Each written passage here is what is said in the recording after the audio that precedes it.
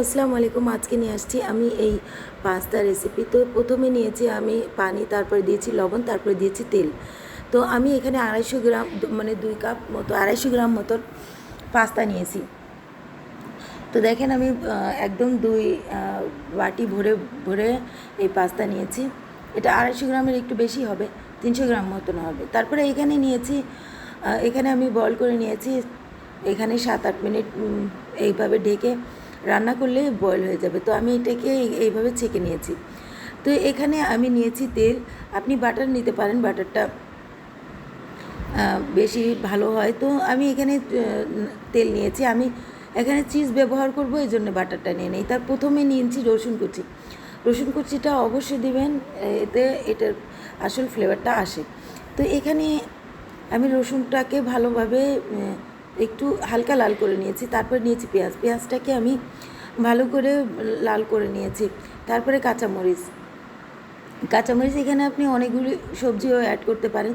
তো আজকে আমি শুধু ডিমের যে ডিমের পাস্তা ইউজ করব, তো এই জন্য আমি ডিমটাই ব্যবহার করব। তো এখানে আমি ডিম নিয়েছি 2টা। আমি 2টা ডিম এইভাবে ঝুরি ঝুরি করে নেবেন। তারপরে এখানে দিবেন ম্যাগি মশলা।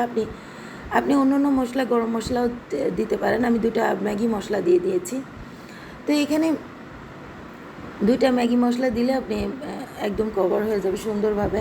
তো এখানে দেখেন আমি এই ডিমগুলিকে ঝুরি ঝুরি করে ভেজে নিয়েছি। আপনি যেভাবে ইচ্ছা ভাজতে পারেন, কোনো সমস্যা নেই। তো আমি এখানে নিয়েছি পাস্তা। তো পাস্তাগুলিকে আমি এখানে পাস্তা নিয়ে ভালোভাবে এটাকে ছাড়িয়ে নেব। দেখেন, তো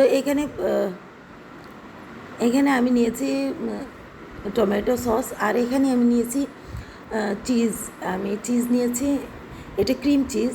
তো এটা ব্যবহার করলে আমি বাটার এই জন্যই দিইনি। তো আপনি বাটার দিলে বাটার দিতে পারেন। তো এখানে আমি সবগুলিকে এটা 2-3 মিনিট মতন ভেজে নেব, একদম ডিম এবং মশলার সাথে, যাতে এই নুডলসটা, এই পাস্তাটা মিশে যায়। তো এই পাস্তা বানানোটা খুবই সহজ। এই ডিম পাস্তা বানানো আপনি এটা দেখেন আমি এখানে তুলে নিচ্ছি। তো কেমন লাগলো আমার এই সহজ রেসিপি? আমি সবসময় সহজ রেসিপিটা দেখানোর চেষ্টা করি। তো ভাল লাগলে লাইক দেবেন, শেয়ার দেবেন, পাশে থাকবেন, এবং সবাই সুস্থ থাকবেন, ভালো থাকবেন। আল্লাহ হাফিজ।